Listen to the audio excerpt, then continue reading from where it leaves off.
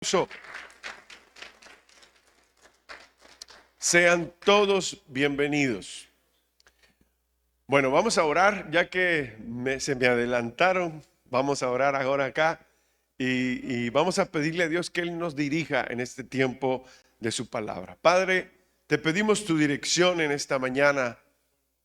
Te pedimos, Señor, que tu palabra llegue a nuestros corazones y que hagamos lo que ella dice, Señor. Ayúdanos a permanecer fieles a ti, Señor, hasta que tú regreses. En el nombre de Cristo Jesús. Hoy, Señor, ponemos nuestro corazón en tus manos para que tú nos dirijas. Que seas tú, amado Dios, el que con su palabra traiga fortaleza en algunos lugares de nuestro corazón. En el nombre de Cristo Jesús te lo pedimos. Amén. Y la iglesia dice, amén. Bueno, a mí me parece importante de que nosotros hoy hablemos de las obras de Cristo. El tema de las obras de Cristo es relevante e importante porque nos lleva a conocer su inmenso poder y su autoridad. Nos lleva a conocer su misericordia y cómo a través de ella nos ha alcanzado de generación en generación. Nosotros hemos sido salvos por las obras de Cristo. Nosotros hemos alcanzado la salvación por la fe y las obras de Cristo. Pero una pregunta podríamos hacernos es, ¿por qué era necesario que el mediador debía de ser Dios? No sé si alguna vez lo ha pensado. La Biblia dice en la primera carta a Timoteo, capítulo 2, versículo 5, porque hay un solo Dios y un solo mediador entre Dios y los hombres, Jesucristo, hombre. La respuesta es de por qué es necesario, es que ese mediador debía de ser Dios, para que Él pudiera sostener y conservar la naturaleza humana y sucumbir bajo la ira infinita de Dios y bajo el poder de la muerte, dar mérito y eficacia a sus sufrimientos, obediencia e intercesión y satisfacer la justicia de Dios, procurar su favor, comprarse un pueblo especial, darles su espíritu, conquistar a todos sus enemigos y llevar a su pueblo a la salvación eterna. La segunda pregunta que nace en esto es ¿por qué era necesario que el mediador fuese un hombre? Era necesario que el mediador fuese hombre para que pudiera asumir nuestra naturaleza, rendir obediencia a la ley, sufrir e interceder por nosotros en nuestra naturaleza, identificarse con nuestras debilidades para que recibamos la adopción de hijos y tener el consuelo y acceso con confianza al trono de su gracia. Yo lo dije en alguna vez, pero lo quiero volver a repetir. Pero lo más horrendo que Cristo Jesús hizo en la cruz del Calvario, o más bien dicho, lo más horrendo que Cristo hizo fue haberse hecho uno de nosotros. Eso es lo más desagradable que pudo haber hecho Cristo. Por eso que muchas veces nosotros deberíamos de meditar cuán valiosa es la salvación por todo lo que Cristo Jesús hizo por nosotros. Cristo también es nuestro Redentor. Cristo, en las Escrituras nosotros vemos la ilustración de por ejemplo, la venta de esclavos, ¿verdad? Nosotros somos esclavos incapaces de liberarnos de nuestra esclavitud. Voluntariamente Cristo compra nuestra libertad para siempre. Marcos capítulo 10, versículo 45. Voy un poco más rápido porque vamos a avanzar. No me quiero quedar un domingo atrapado en esta serie, aunque no corro. Marcos capítulo 10, versículo 14 dice: porque el Hijo del Hombre no vino para ser servido, sino para servir, para dar su vida en rescate por muchos, dice Marcos. Esta redención no es esa. Entonces busquen Mateo. Alguno de los evangelios es el 19:10. ¿Cuál es?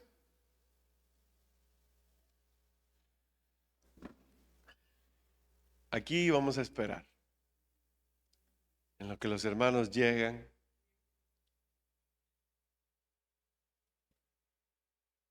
Marcos dije. No, si no, búsquenlo. Vamos a encontrarlo. Si lo encontramos. No corras.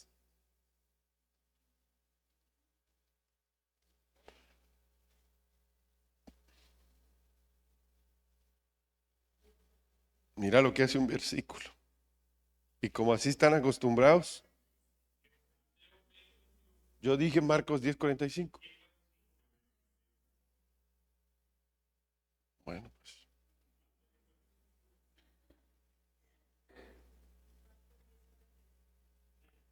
¿Lo encontraron? Fue lo que yo dije. Son ellos, no soy yo. Ustedes andaban en otro lado, ¿verdad? ¿Ya lo tienen, sí? Entonces, sí, ¿cómo lee? Léanlo ustedes. Porque,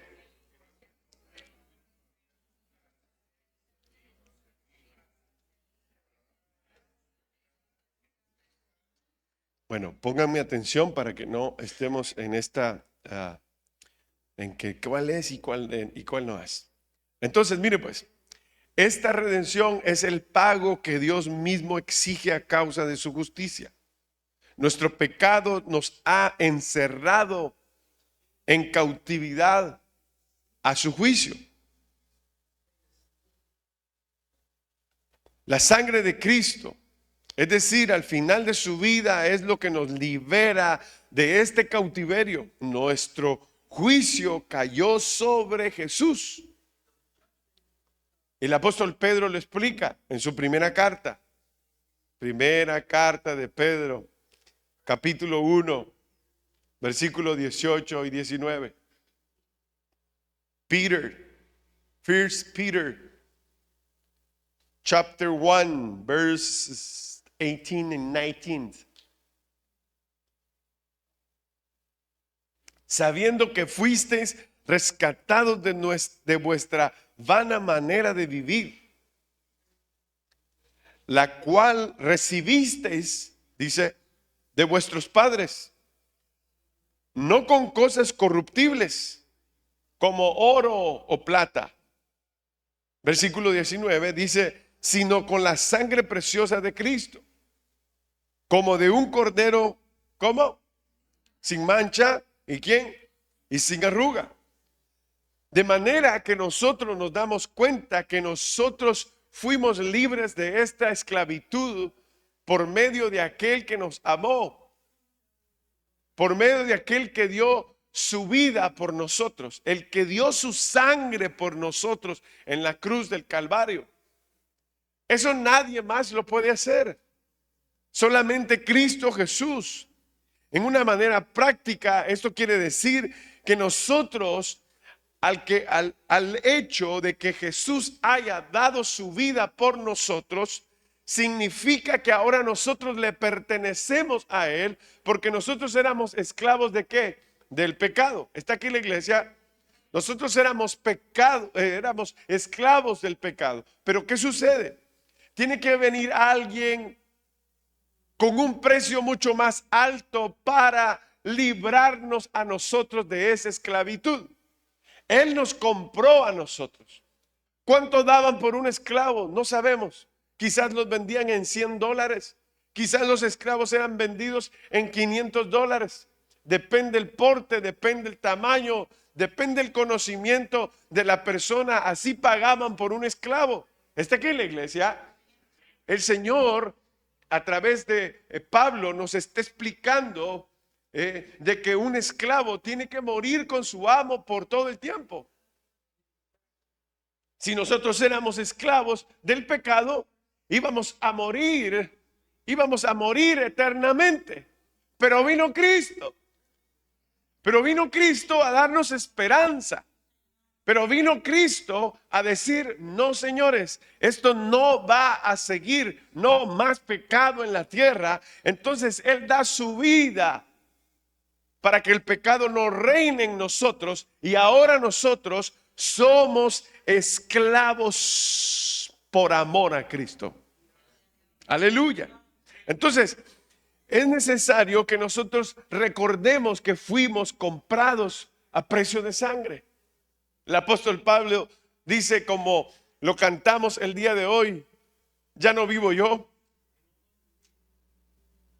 Ahora Cristo vive en ¿quién dice? En mí.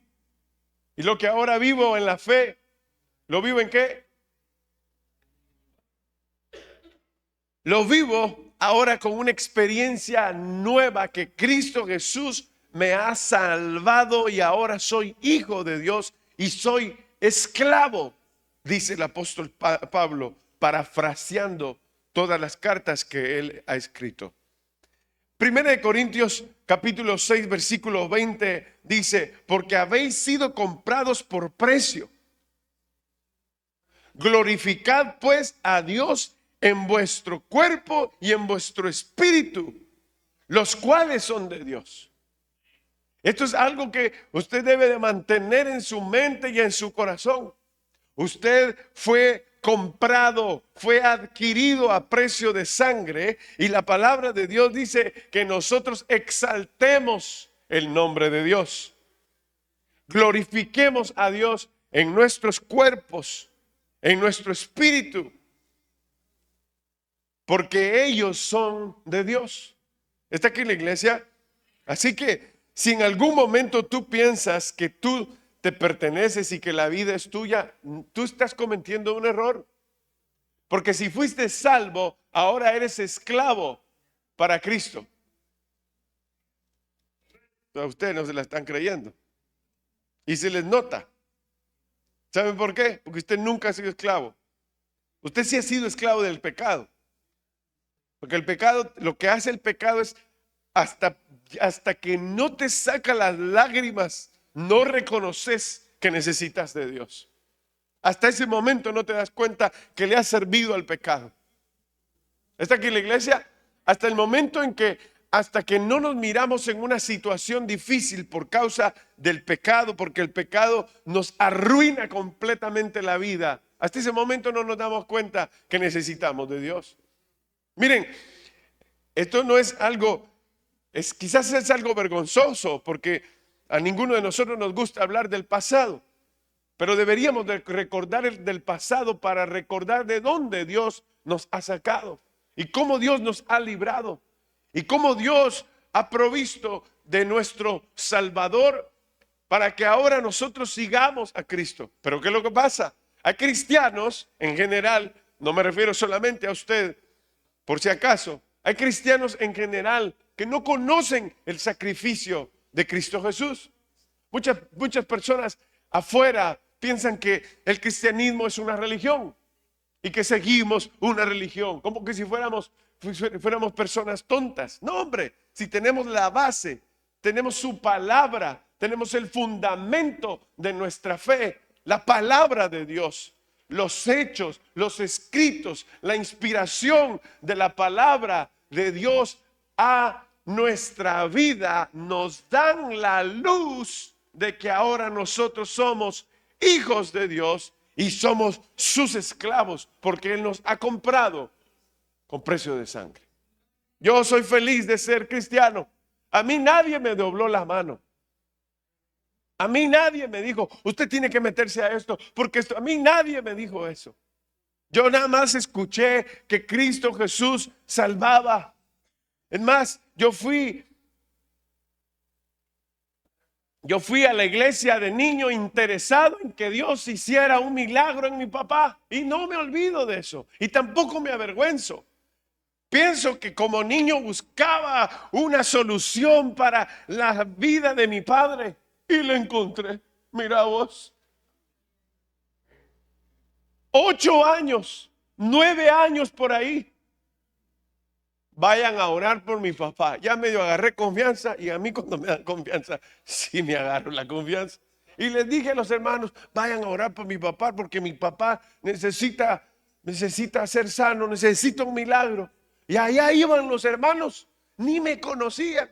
Cuando llego yo con la Biblia, toco la puerta de mi casa. Primero les aviso a mi mamá y a mi papá. Bueno, mi papá está tendido en el piso en donde está él. Él está tendido, él tiene mucho dolor. Mi papá estaba sufriendo por eso. Entonces yo le digo, mamá, ahí vienen unos hermanos a orar por mi papá. ¿Qué? Dice mi mamá. Sí vienen unos hermanos, pero no eran unos, no eran dos. Eran 3 familias las que se metieron. Y fueron a orar. No sé, ¿en qué estaba pensando yo? No sé. Yo de niño había un libro que yo le miraba, no sé si en algún momento ustedes lo vieron, pero había un libro así amarillo en donde hablaba acerca de Moisés y también hablaba de Noé y de las maravillas que había pasado en ese diluvio. Yo miraba las figuras y yo leía todavía un poco ya. Pero yo miraba que en ese libro habían pasado cosas extraordinarias. Y entonces esa fe nace, o esa fe se da en el momento cuando uno está necesitado y le pide a Dios que tenga el cuidado. Y por eso es necesario que nosotros veamos cómo la salvación llega a nuestras vidas. Yo no sabía el gran poder que Dios tenía. ¿Alguien ha experimentado el poder de Dios? ¿Alguien ha visto el poder de Dios? ¿Sí o no? ¿Sí o no, Joel? ¿Sí o no? Todos nosotros somos testigos de ese poder. Lo que sucede es que nosotros le ponemos atención más a esas cosas. A esas cosas, por ejemplo, un milagro. El milagro más extraordinario que puede haber y que usted puede recibir es la salvación. El de la salud no, aunque es algo que bueno, maravilloso, pero después te vas a volver a enfermar porque siempre estás comiendo lo mismo. Porque no entendés. Y te dije que por favor sáneme porque yo me he sobrepasado de arepas y ahorita tengo todas las arterias tapadas de tanta harina. Ah, pues. Yo como muchos chicharrones también. Y me los como solo. Por eso es que le hace mal también. Porque se los come solo. Y pizza. Ay, Dios mío, esa pizza. A Dave le gusta la pizza rellena de grasa. Y está ahí los dos. Come, Dave, come. Estamos comiendo pizza. Riquísimo. Pero nos hace mal. Nos hace mal. No estamos tan conscientes de las cosas. Hasta que no llegan los 45, empieza a cobrarte la factura. Aquí está, mijo. Por tanto darle, ahí te va, y te va, y te va. Este es el punto. Dios siempre quiere que nosotros estemos saludables. No me vaya a malinterpretar. Dios, si tú necesitas salud, Dios te va a dar salud. Pero no comas de lo mismo. Porque te va a tomar otra vez, vas a llevar a tu cuerpo a que te enfermes y a que estés mal. Y eso es la parte que yo a veces veo de nosotros los cristianos. Debemos de poner atención al sacrificio de la cruz del Calvario, de cómo Él nos ha comprado. Y lo más valioso es eso, de que nosotros fuimos comprados a precio de sangre. Obviamente nuestra experiencia son otras, ¿verdad? Nuestras experiencias son otras. Nuestras experiencias son encontrar en ese momento tan difícil la mano de Dios que nos abre un camino. La mano de Dios que nos ayuda en la situación que estamos pasando. ¿Verdad? Yo había estado orando por una esposa y de repente te aparece la amada tuya, ¿verdad? No podías tener hijos y de repente quedaste embarazada. Esos milagros Dios los hace. Esos milagros poderosos nos ayudan a confiar en Dios. Pero no debemos de vivir pegados en los milagros, porque los judíos pedían señales y los griegos pedían sabiduría, según la Escritura. Y nosotros, teniendo a Cristo, debemos ver las obras que Cristo ha hecho en nosotros para sentirnos esclavos de Cristo. Yo a veces hablo con la pastora y yo hago números y le digo, yo creo que nos vamos a retirar a tal edad, le digo yo. Y le digo a la pastora, mira pues, le digo yo, y así, yo creo que nos vamos a retirar a esta edad. ¿Y sabe qué me dice ella a mí? Yo no me voy a retirar. ¿Cómo? Le digo yo, si ya va a haber una edad en que no vamos a poder. No, pero es que nosotros nacimos para esto, dice ella. Mire la pastora que tiene usted, hermano. Entonces, ¿qué digo yo? Ok, mi amor. Pero yo no puedo ir en contra de la pasión que ella tiene. Y no es que yo no tenga pasión. A mí hay que bajarme el volumen más bien. Pero qué impresionante es que nosotros pensemos que esto no es para renunciar. Esto no es para dejarlo. Escuche bien. Esto no es para hoy me siento bien y mañana no sé cómo me voy a sentir. Hoy amanecí bien. No, esto es de todos los días. Somos esclavos de Cristo.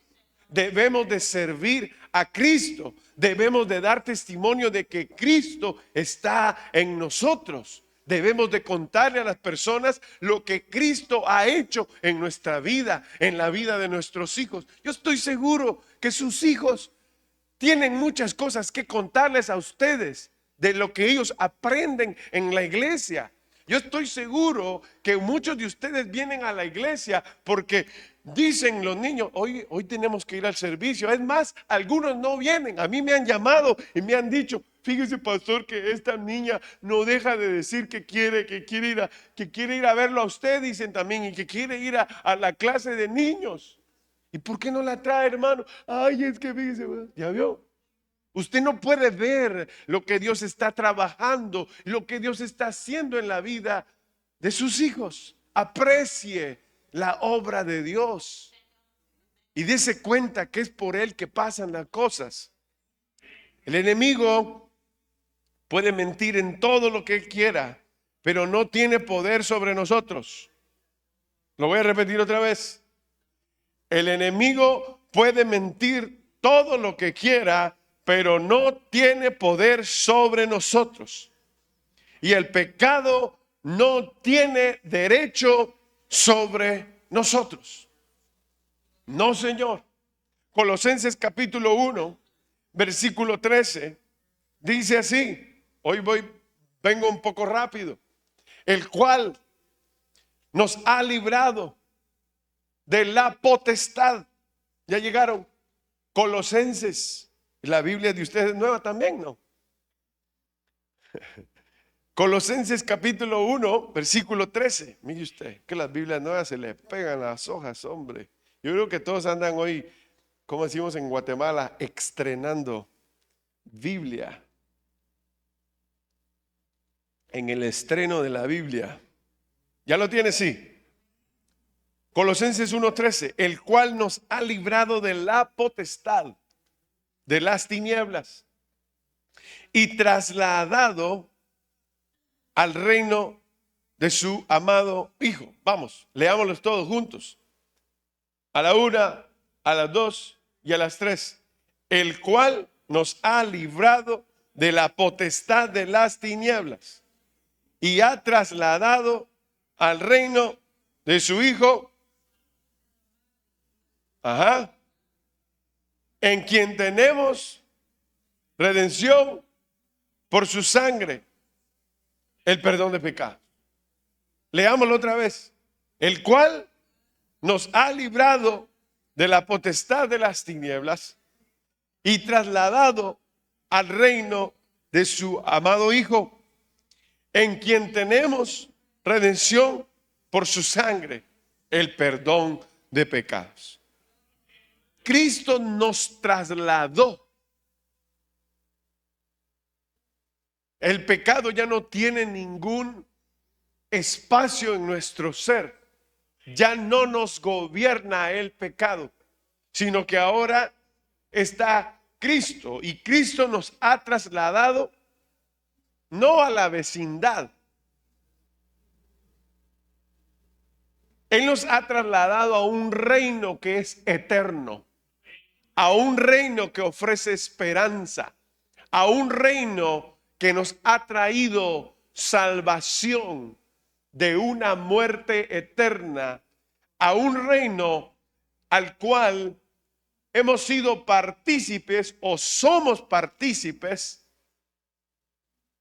de esa misma gloria que Dios le ha dado a su Hijo. ¿A través de qué? A través de su redención, por medio de su sangre. Hemos adquirido el perdón de pecados. Hemos sido librados del dominio de las tinieblas. ¿Cuántos celebran eso? Si usted anda así como la India María, como coqueteando con el mundo, ¿verdad? Como dice la India María, ni de aquí ni de allá, dice. Nosotros usamos una expresión entre Jerez y la frontera, ¿verdad? No sabemos para dónde jalar. Está aquí en la iglesia. Usted no ha nacido de nuevo. Usted no ha nacido de nuevo. Y es que eso sí es desagradable, ¿verdad? Y también decirlo, pero es desagradable. Pero usted tiene que hacerse al lado de Cristo. Porque Cristo te ha llamado a ti. No, él no ha llamado. Es que Él me escogió. No, Dios no solamente ha escogido a algunos. Él les hace el llamado a todos. Para que todos vengan. Es como Él también lo relata en los pasajes bíblicos en donde todos somos invitados a una fiesta. Y Él manda a llamar a algunos, pero aquellos no llegaron. Entonces les dice el Señor, agarren al que encuentren. Así les dice el Señor, en palabras mías, ¿verdad? Agarren al que encuentren y métanlo a la casa. Y ahí va un montón de gente. Ahí va un montón de gente. Nosotros todos fuimos llamados a recibir este regalo preciado de la salvación. Por eso somos hijos de Dios. Ahora, número 2. Cristo es, hablando de las obras de Cristo, Cristo es nuestro sustituto legal. Eso lo entiende bien un abogado o una abogada. Esta es la extraordinaria y maravillosa verdad de la justificación. Aquí la Escritura usa el lenguaje de un tribunal de justicia para transmitir nuestra salvación. Somos culpables ante el tribunal de Dios, pero Cristo toma nuestra sentencia. Mira lo que dice Isaías 53, versículo 11. Yo lo tengo listo, pero usted puede ir, anótelo, eso está excelente que usted lo haga. Isaías 53, capítulo 11.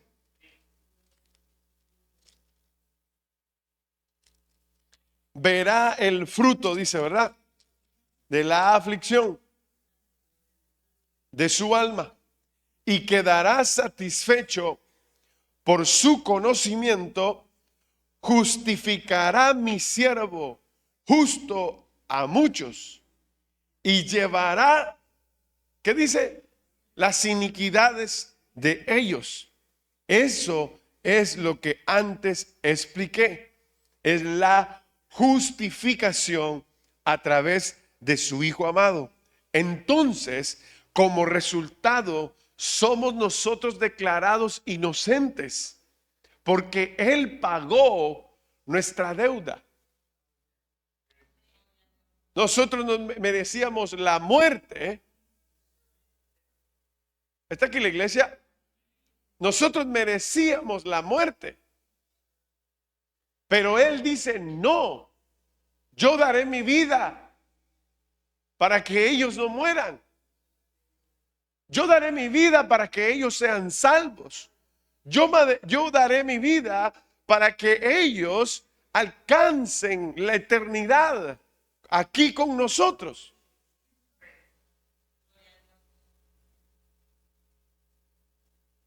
También todo el récord de justicia perfecto de Cristo nos hace exentos por completo de pecado.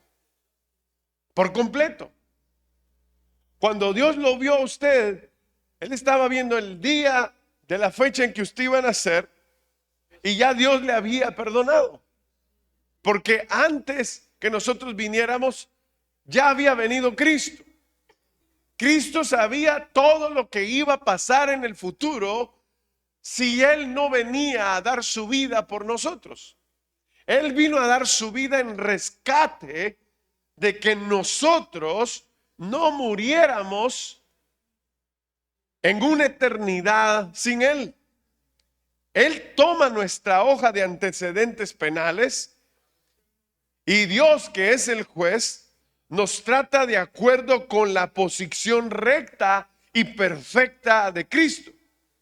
Isaías 53:11 que leímos resalta cómo el siervo sufriente, escuche bien, justificará a muchos y llevará las iniquidades de ellos. ¿Está aquí la iglesia así? Entonces, al proveer a Cristo para nuestra justificación, Dios detiene la aplicación de justicia, mientras que al mismo tiempo muestra una misericordia maravillosa a nosotros los pecadores. Pablo explica que cuando los creyentes del Antiguo Testamento pecaron, Dios simplemente estaba reteniendo su castigo hasta la muerte de Cristo. Cuando Jesús murió en la cruz, toma la culpa legal por todos los pecados de todos los creyentes pasados, presentes y futuros. Cristo vino a morir por todo el mundo, sin excepción alguna. Entonces, ¿cómo es que sucede esto? ¿Cómo es que nosotros al pasar el tiempo, probablemente alguien se podría preguntar, ¿y cómo es que esto pasa?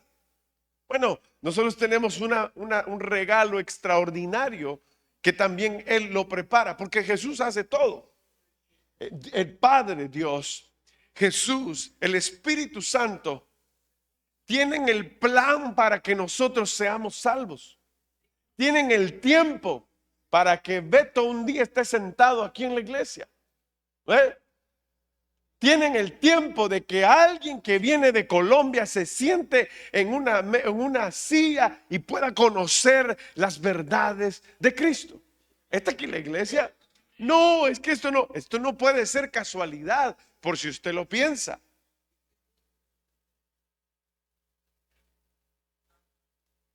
Está aquí la iglesia. ¿Por qué están tan serios y esto está buenísimo?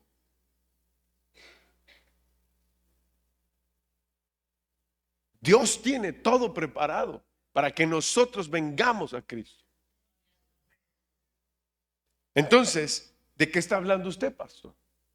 La Biblia habla en Romanos capítulo 3, versículo 21, de cómo nosotros somos alcanzados. la justicia es por medio de la fe. Pero ahora, aparte de la ley, se ha manifestado, ¿qué dice? Lea porque no me va a estar reclamando que yo me lo estoy vacilando y jamás lo haría. Pero lea para que usted aprenda y corrobore lo que yo le estoy diciendo. Pero ahora, aparte de la ley, se ha manifestado la que. ¿Quién es la justicia? ¿Cómo? No. En orden. ¿Quién es? Cristo Jesús. Dios lo envió, ¿verdad? Según lo que leímos anteriormente, es Jesús, a través de él. Sigamos acá. Testificada por la ley y por los profetas. La justicia de Dios, vuelve a decir, por medio de la fe, ahí viene. ¿De quién? Jesucristo. Para todos los que creen en él, porque no hay diferencia. Por cuanto todos pecaron, dice, y están destituidos de la gloria de Dios, siendo justificados gratuitamente por su gracia mediante la redención que es en Cristo Jesús, a quien Dios puso como propiciación por medio de la fe en su sangre, para manifestar, vuelve y repite, su justicia. ¿Se refiere a quién? A Cristo. A causa de haber pasado por alto en su presencia los pecados pasados, con la mira, escuche bien, de manifestar en este tiempo, aleluya, se me movieron las letritas, pero ¿en qué versículo me quedé? Con la mira de manifestar en este tiempo su justicia, a fin de que Él sea el justo y el que justifica, que es de la fe, al que es de la fe de Jesús. ¿Está aquí la iglesia así? Entonces la misma Biblia nos da la guía de lo que el Señor, el Dios Todopoderoso, estaba planeando para que nosotros fuéramos justificados en Cristo Jesús. Entonces, mire pues, según Romanos capítulo 3, versículos 24 y 26, dice que somos justificados gratuitamente por su gracia, mediante la redención que es en Cristo Jesús, a quien Dios puso como, ¿qué dice? Propiciación por medio de la fe en su sangre, para manifestar su justicia, a causa de haber pasado por alto en su paciencia los, ¿qué dice? Los pecados pasados, con la mira de manifestar en este tiempo su justicia, a fin de que Él sea al fin de que Él sea el justo y el que justifica, el que es de la fe de Jesús.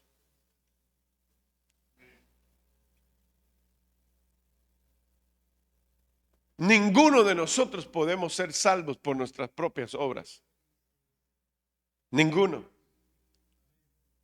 Pero no debemos de dejar de hacer las buenas obras. Porque esas buenas obras, escuche bien, ayudan a los demás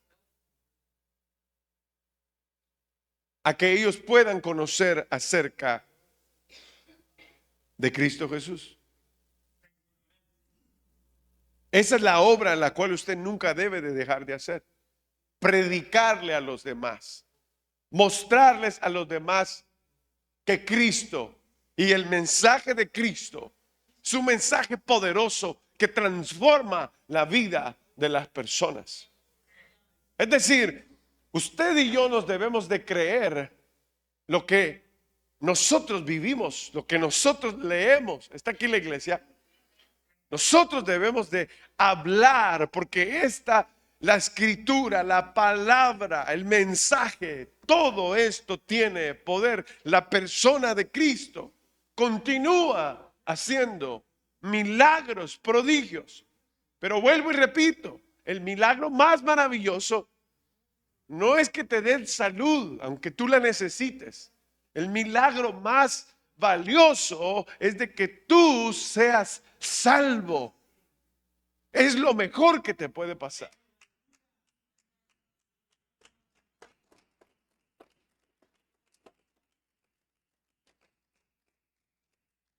Entonces, lo contrario de lo que mucha gente piensa e incluso enseña, nunca podremos ganar el suficiente mérito ante Dios para presentarnos ante su tribunal.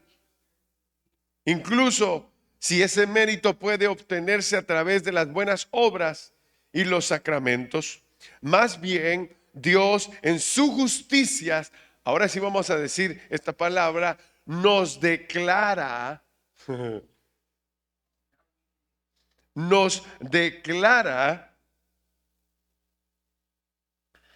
que somos justos por la muerte de Cristo, porque Cristo paga la sentencia de nuestra culpa y su justicia es contada. Es decir, todo mundo sabe de su justicia, todo mundo hemos recibido el perdón de nuestros pecados y nosotros hoy somos justos por nuestro Salvador Jesús.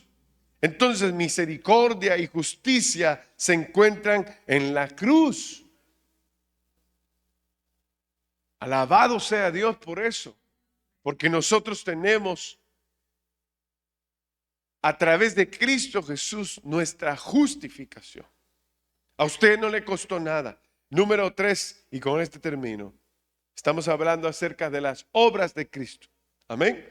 Vimos de cómo Cristo es nuestro sustituto legal. También vimos cómo Cristo, Él es nuestro redentor.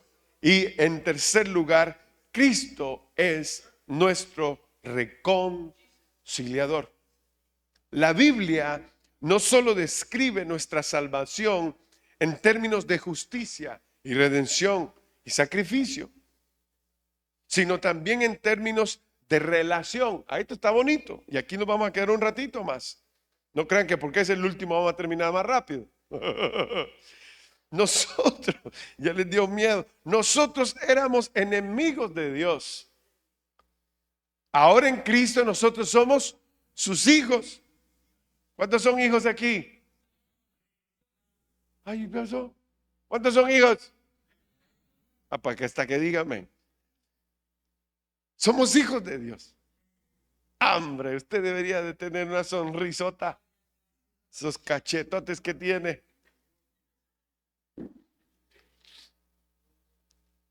Nuestra separación de Dios comenzó cuando vino Adán y Eva y fueron expulsados del huerto del Edén. Nuestra hostilidad hacia Él no era una guerra fría, más bien era una batalla. Nosotros, los seres humanos, nos rebelamos contra Dios y su deseo.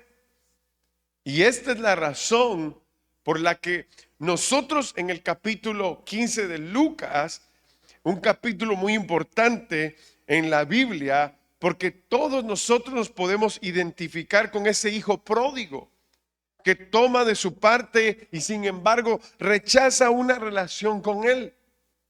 De nuevo, mis hermanos, la sustitución de Cristo es el centro de nuestra reconciliación. Y aquí viene el extraordinario pasaje en donde Pablo escribe a los romanos diciéndoles, capítulo 5, versículo 1 dice, justificados pues por la fe, tenemos paz para con Dios por medio de nuestro Señor Jesucristo. Romanos 5:10, yo voy acelerado. Siendo enemigos, fuimos, vuelve a repetir, reconciliados con Dios por la muerte de su Hijo. ¿Está aquí la iglesia? Entonces, las escrituras, síganme acá, después van a ver el video y apuntan allí. Las Escrituras usan la bella ilustración de la familia para describir nuestra reconciliación. Gálatas capítulo 4, versículos 4 al 6 dice así: cuando vino el cumplimiento del tiempo, Dios envió a su Hijo, mire usted, nacido de mujer. Entonces tenemos a un hijo y ¿qué? Y a una mujer. Y nacido bajo la ley, para que redimiese a los que estaban bajo la ley, a fin de que recibiésemos, ¿qué dice?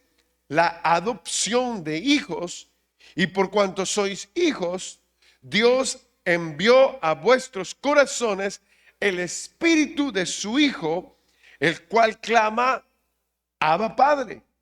Así que ya no eres esclavo, sino que ahora eres ¿qué? Hijo. Y si hijo, también heredero de Dios por medio de Cristo. Dios escucha lo que nosotros le pedimos en oración.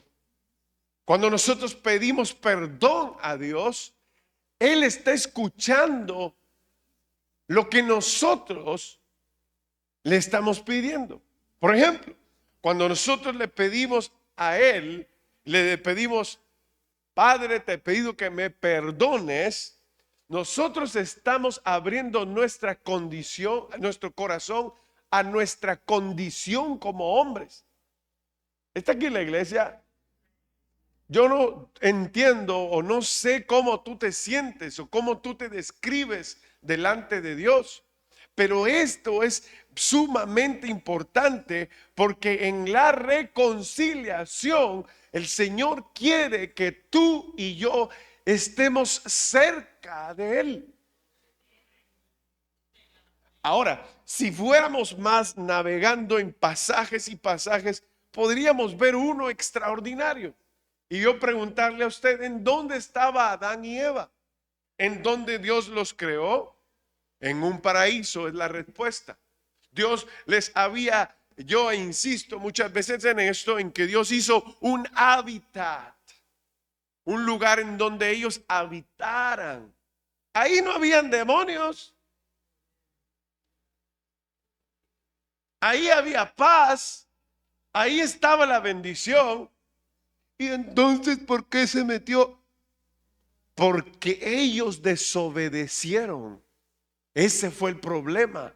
Que al desobedecer, imagínate, puede ser algo simple y sencillo para ti, pero el desobedecer a Dios es un pecado garrafal. El desobedecer a Dios. Entonces, como Dios es tan bueno, Él crea su mismo sistema porque Él quiere salvarnos a nosotros.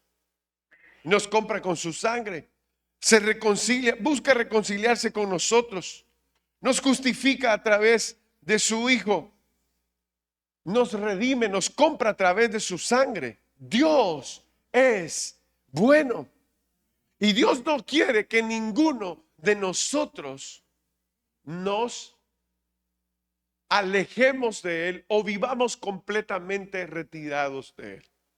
Quiero terminar allá de esta manera.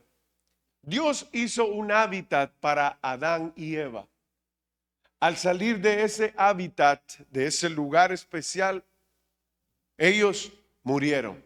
Es lo mismo como que si tú sacaras un pez del agua, jamás podría vivir el pez en la superficie.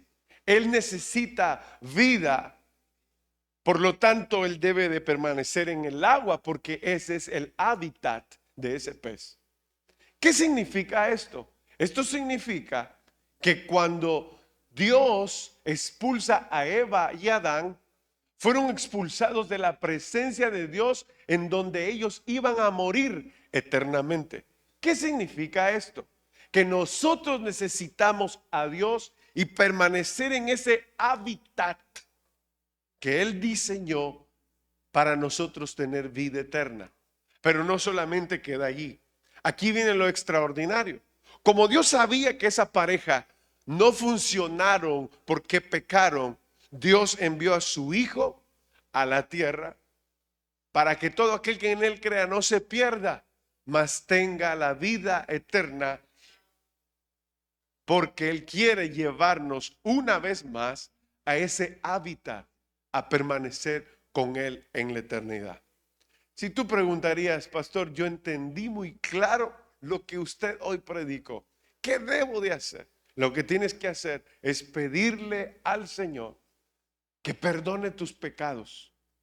Y si gustas, haz esta oración conmigo diciendo, Señor Jesús, yo te ruego que perdones mis pecados. Te pido, Señor, que escribas mi nombre en el libro de la vida. Así que cuando yo muera, este cuerpo muera, yo no muera eternamente, Señor. Ayúdame a permanecer eternamente contigo. En el nombre de Jesús te doy gracias, porque Jesús perdonó mis pecados y vino a reconciliarme contigo. Gracias te doy, Señor,